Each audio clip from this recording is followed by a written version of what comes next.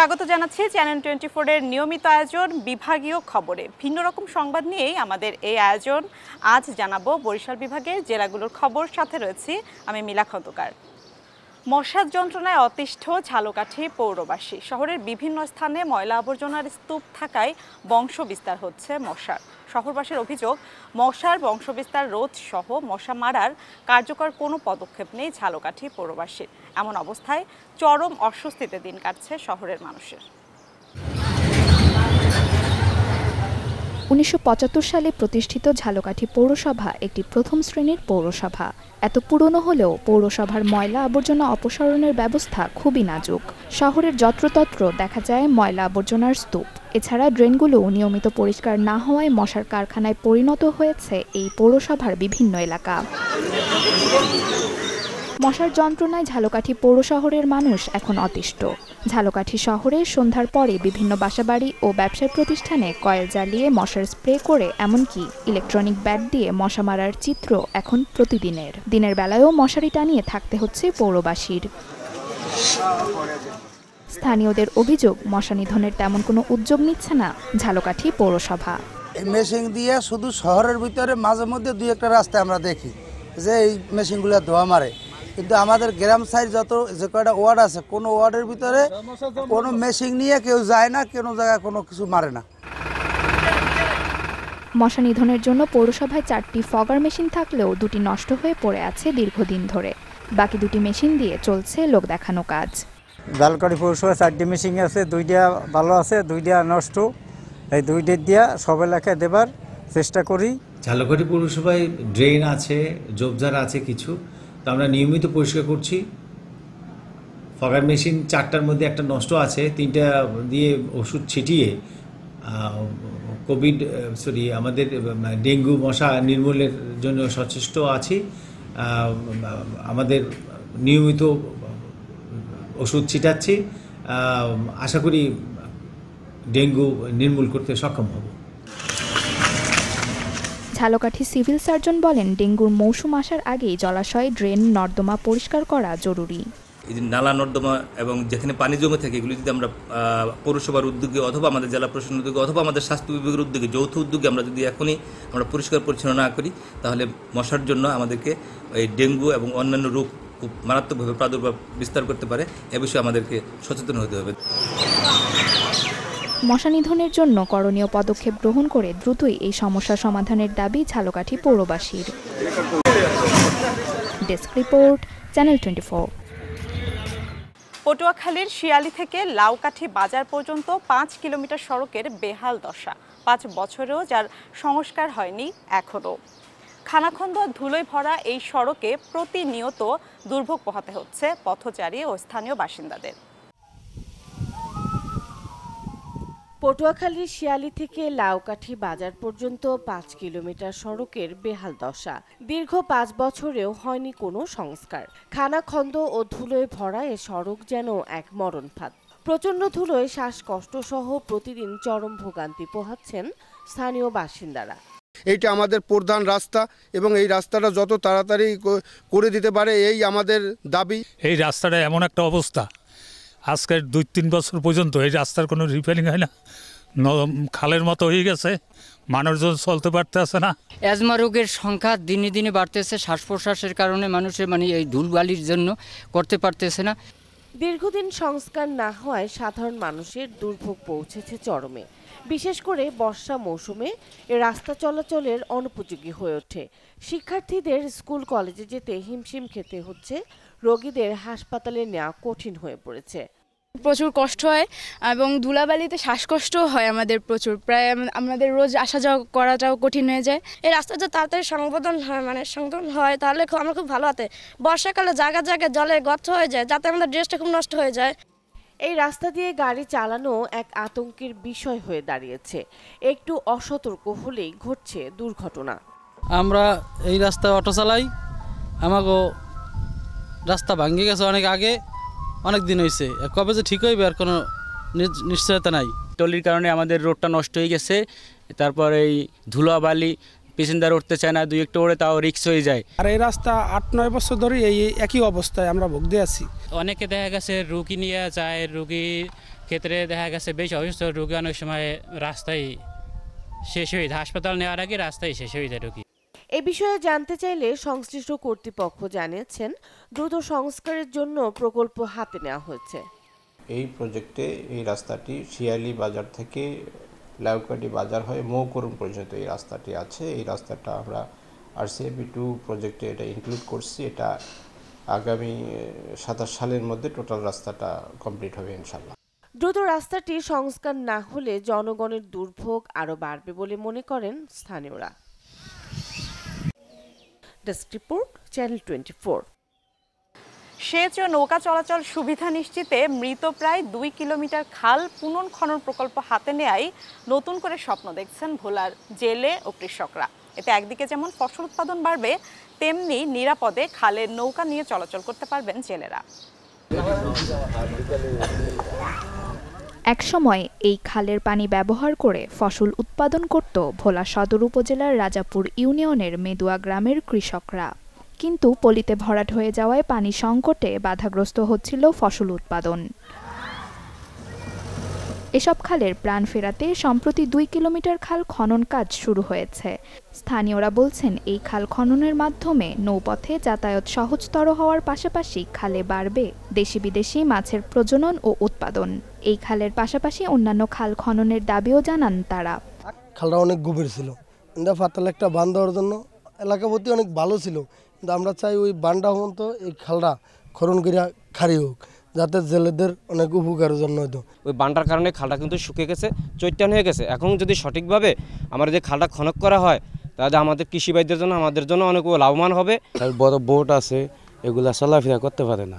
এখন মনে করেন খালটা যদি খনন করে, তো আমাদের এই স্কিম চলবো ঠিক মতন, ব্লকে পানি যাইব, বোটগুলা আইব যাইব। এটা আমাদের লিগে সবাই, এলাকার সবার জন্য অনেক ভালো হয়। খালটা আমাদের দরকার, আমাদের কৃষকের বিশাল উপকার হবে।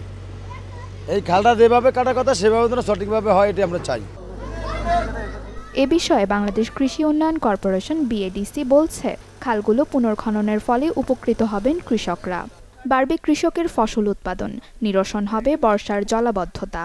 এই খালটা আমরা খনন করলে আমাদের এই খননকৃত খালের মাধ্যমে এখানে কয়েক হাজার একর জমি আছে, যেগুলো এক ফসল হইতো এখন 2 ফসলই হবে। এখানে ওনারা ব্রো করতে পারতো না, আমাদের যেটা মেইন প্রধান ফসল।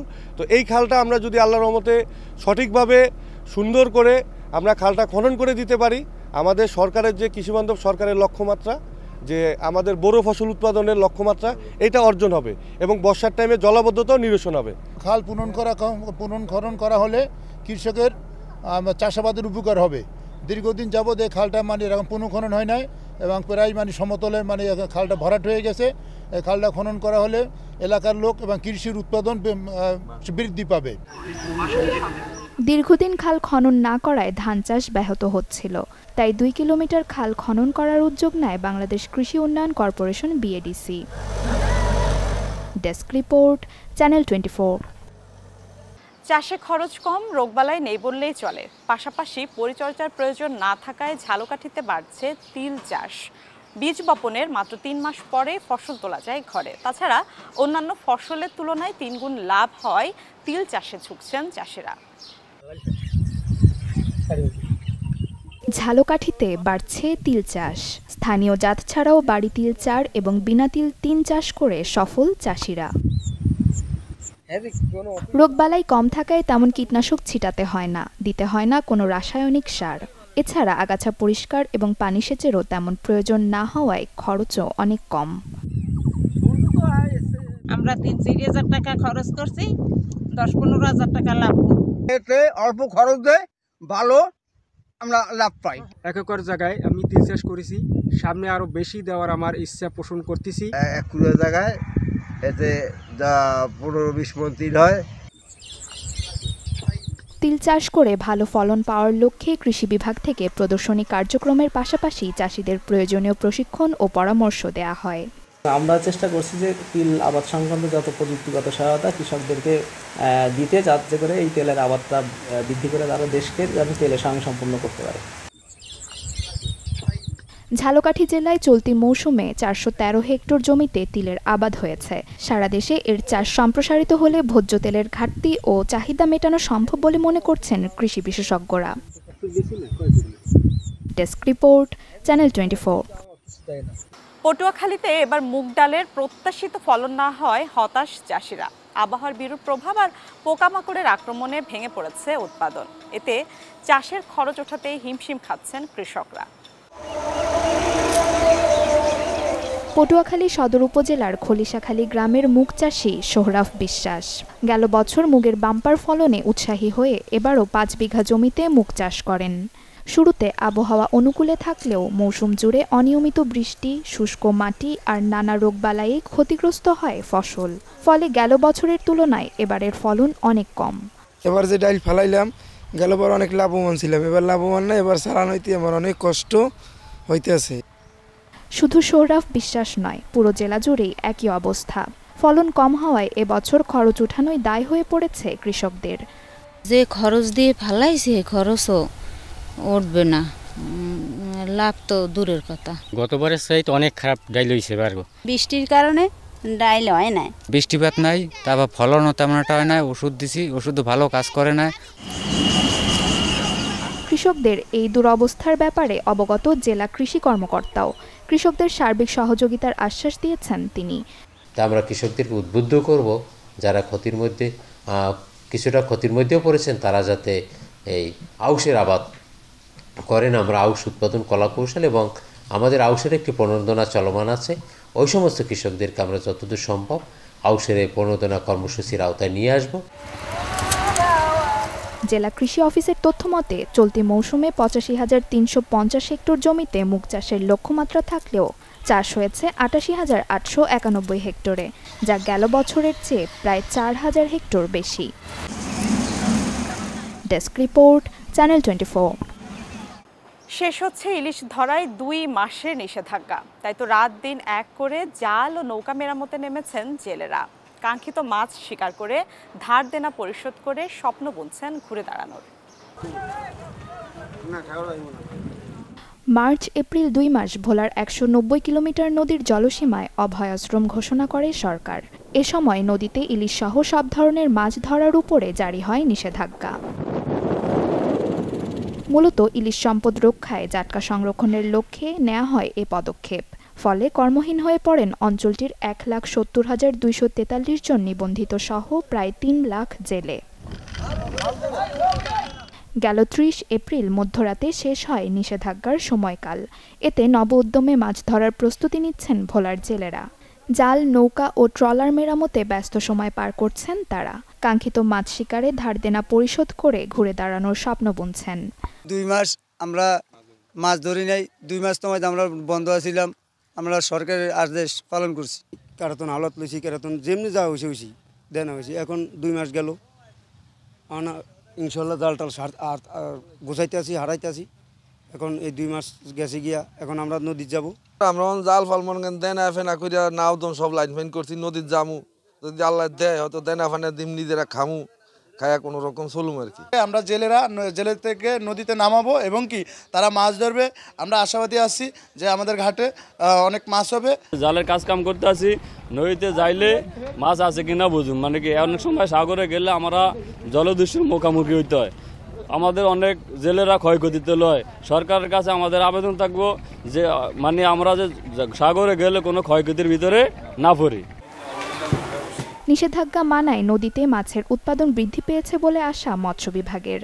1 মার্চ থেকে 30 এপ্রিল যে অভয়াশ্রম কার্যক্রম ছিল ভোলার 190 কিলোমিটারে, এটা সমাপ্ত হচ্ছে। জেলেরা প্রস্তুত আছে, তারা দীর্ঘ 2 মাস কিন্তু তারা এই অবরোধ কার্যক্রম আমাদের সার্বিকভাবে সহযোগিতা করেছে এবং এবছর আমরা আমাদের প্রচার প্রচারণার পাশাপাশি যেভাবে আইন বাস্তবায়ন করছি, তাতে আমরা আশা করছি যে আমাদের জাটকা সফলভাবে মাইগ্রেশন করেছে এবং সমুদ্রে ফিরে গিয়েছে এবং আমাদের যে ভোলা জেলার যে কাঙ্ক্ষিত 1,85,000 মেট্রিক টন ইলিশের উৎপাদন, এই জাটকা সংরক্ষণের, এই অভয়াশ্রম সংরক্ষণের যে ফলাফল, তার পজিটিভে আর আমাদের উৎপাদন লক্ষ্যমাত্রা অর্জিত হবে।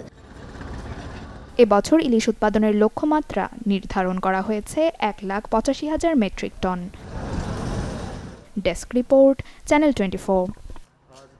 এই ছিল আজকের বিভাগীয় খবরে। আগামীকাল নতুন স্বাদ ও ভিন্ন গল্পে আবারও হাজির হব, সাথে থাকুন।